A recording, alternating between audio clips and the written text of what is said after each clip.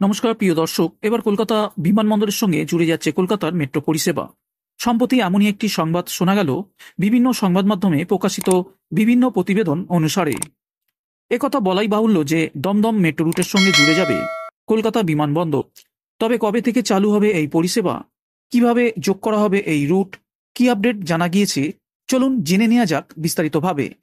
কিন্তু তার আগে আমরা এক নজর দিতে চাইব আজকের ভিডিওটির সাথে থাকা আপডেট দুটির দিকে। যার প্রথম আপডেটটি হচ্ছে, মাঝপথেই কি বন্ধ হয়ে যাবে নোয়াপাড়া থেকে বারাসাত মেট্রো প্রকল্প? বিমানবন্দরের থেকে বারাসাত পর্যন্ত মেট্রো সম্প্রসারণে বাধা, জমি বেদখল। স্বীকার করলেন মেট্রোর কর্তা। সরকারের দ্রুত পদক্ষেপের আশায় মেট্রো চাপানোতর প্রশাসনিক মহলে। জমি বেদখল থেকে জমি অধিগ্রহণ, এই দুই সমস্যায় জর্জরিত নোয়াপাড়া থেকে বারাসাত মেট্রো প্রকল্প। এই জমি সমস্যার কারণেই যে মেট্রো প্রকল্প সম্পূর্ণ শেষ করা যাচ্ছে না তা মেনে নিলেন কলকাতা মেট্রো রেলওয়ের চিফ ইঞ্জিনিয়ার দেবেন্দ্র কুমার। এদিকে নোয়াপাড়া থেকে কলকাতা বিমানবন্দর পর্যন্ত মেট্রো প্রকল্পের কাজ প্রায় শেষ। যশোর রোড, বিরাটি, মধ্যমগ্রাম, বারাসাত এই স্টেশন তৈরির জন্য যা প্রয়োজন তার সামান্য মেলেনি বলে দাবি করেছে মেট্রো। বিমানবন্দরের ওপর উত্তর শহরতলির মাইকেল নগর পর্যন্ত প্রায় 2.84 কিমি অংশে মেট্রোর কাজ মসৃণভাবে এগোচ্ছে। কিন্তু সমস্যা তৈরি হয়েছে মাইকেল নগরের পর থেকে। মেট্রোর কর্তারা জানালেন তাদের প্রায় 2 থেকে 2.5 একর জমির প্রয়োজন, কিন্তু সেখানেই বেড়েছে জট। মাইকেলনগর থেকে বারাসাত পর্যন্ত প্রায় 8.25 কিলোমিটার অংশে কাজ থমকে বলে মেট্রো সূত্রের খবর। কারণ হিসাবে মেট্রো কর্তাদের দাবি, যেভাবে জমি দখল হয়ে রয়েছে এবং জমি অধিগ্রহণ করতে গেলে বাধা দেওয়া হচ্ছে, সেই কারণেই এই অংশের কাজ সম্পূর্ণ করা যাচ্ছে না। যদিও কলকাতা মেট্রোর চিফ ইঞ্জিনিয়ার এদিন বলেন, রাজ্য সরকারের সঙ্গে মেট্রো এবং রেল বোর্ড সর্বদা যোগাযোগ রেখে চলেছে। মেট্রো কর্তাদের একাংশের দাবি, রাজ্য সরকার দ্রুত পদক্ষেপ গ্রহণ করলে এই প্রকল্পে এত সময় লাগত না। দীর্ঘসূত্রিতার কারণে ইতিমধ্যে এই প্রকল্পের জটিলতা বেড়েছে, যার জেরে ব্যয়ভারও অনেকটাই বেড়ে গিয়েছে। 2010 থেকে 2011 সালে প্রকল্প শুরুর সময় বরাদ্দের পরিমাণ ছিল 2,398 কোটি টাকা। সেটা সংশোধন হতে হতে এখন দাঁড়িয়েছে 4,830 কোটি টাকায়। মেট্রো সূত্রের খবর, প্রথম পর্যায়ে নোয়াপাড়া থেকে বিমানবন্দর চালুর পর দ্বিতীয় পর্যায়ে বিমানবন্দর থেকে নিউ ব্যারাকপুর চালু করা হবে। ওই অংশটি চালু করার জন্য 2026 সালের জুলাই থেকে আগস্ট মাসের সময়কালকে টার্গেট করা হয়েছে। কিন্তু তারপরের বাকি অংশে জটের অন্ত নেই। চলতি লোকসভা এবং রাজ্যসভা অধিবেশনে জমি দখল এবং অধিগ্রহণ নিয়ে বারবার সরব হয়েছেন রেলমন্ত্রী অশ্বিনী বৈষ্ণব।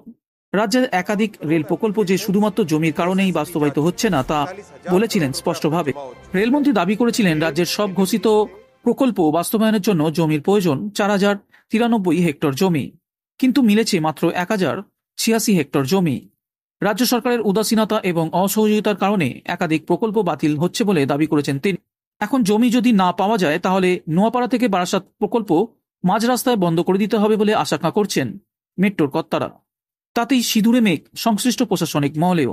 বন্ধুরা, এর পরের আপডেটটি হলো 2024 থেকে 25 অর্থবর্ষের শেষ কত যাত্রী সংখ্যায় বহন করেছে কলকাতা মেট্রো, তারই হিসেব নিকেশ দিল। মেট্রোর প্রেস বিজ্ঞপ্তিতে বলা হয়েছে, 2024 থেকে 25 আর্থিক বছরে কলকাতা মেট্রো সব মিলিয়ে 21.81 কোটি যাত্রী বহন করেছে। মেট্রো কর্তৃপক্ষের দাবি, 2023 থেকে 24 আর্থিক বছরের তুলনায় এই সংখ্যাটা বেশি। গত আর্থিক বছরে মেট্রোতে সব মিলিয়ে 19.25 কোটি যাত্রী বহন করা হয়েছিল। অর্থাৎ এবার 13.30% যাত্রী বেশি চেপেছে মেট্রোতে। প্রসঙ্গত, বর্তমানে কলকাতা মেট্রোর blue line, green line, purple line ও অরেঞ্জ লাইনে মেট্রো চলাচল করছে। তাই কোন লাইনে কত যাত্রী চেপেছেন তারই হিসেব দেখে নেব। মেট্রো জানিয়েছে, ব্লু লাইনে অর্থাৎ দক্ষিণেশ্বর থেকে কবি সুভাষ পর্যন্ত মেট্রোতে 18.9 কোটি যাত্রী চেপেছিলেন 2024 থেকে 25 আর্থিক বছরে। 2023 থেকে 24 আর্থিক বছরে এই সংখ্যাটা ছিল 17.94 কোটি, অর্থাৎ 5.51% বেশি। গ্রিন লাইন 2 হাওড়া ময়দান থেকে এসপ্ল্যানেড 2024 থেকে 25 আর্থিক বছরে 1.39 কোটি যাত্রী বহন করেছে। গত বছর মার্চ মাস থেকে এই রুটে গঙ্গার নিচ দিয়ে মেট্রো চলাচল শুরু হয়েছে। গ্রিন লাইন 2 শিয়ালদা থেকে সল্টলেক সেক্টর 5 এই রুটে 2024 থেকে 25 আর্থিক বছরে 1.41 কোটি যাত্রী বহন করেছে। 2023 থেকে 2024 আর্থিক বছরে এই রুটে 1.22 কোটি যাত্রী বহন করা হয়েছিল। এবার 15.57% বেশি হয়েছে। পার্পল লাইন, এই লাইনে জোকা থেকে মাঝেরহাট রুটে 1.76 লাখ যাত্রী চড়েছেন। 2023 থেকে 24 আর্থিক বছরে এই রুটে 1.34 লাখ যাত্রী বহন করা হয়েছিল। এবার বেড়েছে 31.34%। অরেঞ্জ লাইন কবি সুভাষ থেকে হেমন্ত মুখোপাধ্যায় এই রুটে 5.92 লাখ যাত্রী চড়েছেন গত আর্থিক বছরে। বন্ধুরা, এর পরের আপডেটটি হলো, বহুদিন ধরে অপেক্ষায় রয়েছে যাত্রীরা হাওড়া থেকে শিয়ালদা রুটের মধ্যে মেট্রো চলাচলের জন্য। এছাড়াও তারা অপেক্ষা করে রয়েছেন এয়ারপোর্ট থেকে এসপ্ল্যানেড রুটে মেট্রো চালু হওয়ার জন্য। এবার সুখবর নিয়ে এলো মেট্রো রেল। বিশেষ করে আপনি যদি দীর্ঘদিন ধরে এয়ারপোর্ট মেট্রো কবে চালু হবে সেই নিয়ে দিন গুনছিলেন, তাহলে আজকের এই ভিডিওটি শুধু রইল আপনার জন্য। কবে এয়ারপোর্ট অবধি মেট্রো পরিষেবা শুরু হবে সেটা নিয়ে এবার সম্ভাব্য দিনক্ষণ জানা গেল।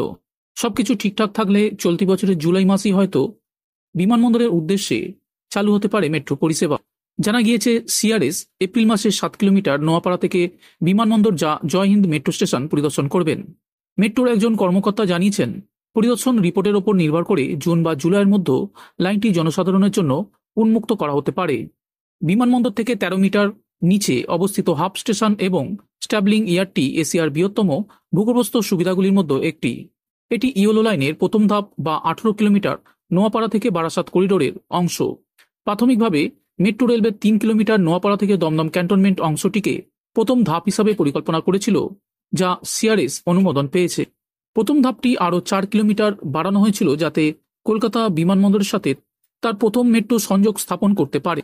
80,000 যাত্রীর দৈনিক যাত্রী সংখ্যার সাথে স্টেশনটি 29,000 বর্গমিটার জুড়ে বিস্তৃত, যার মধ্যে একটি বিশাল কনকোর্স এবং 5টি প্ল্যাটফর্ম রয়েছে। আপাতত প্ল্যাটফর্ম নাম্বার 1 এবং 2 চালু থাকবে।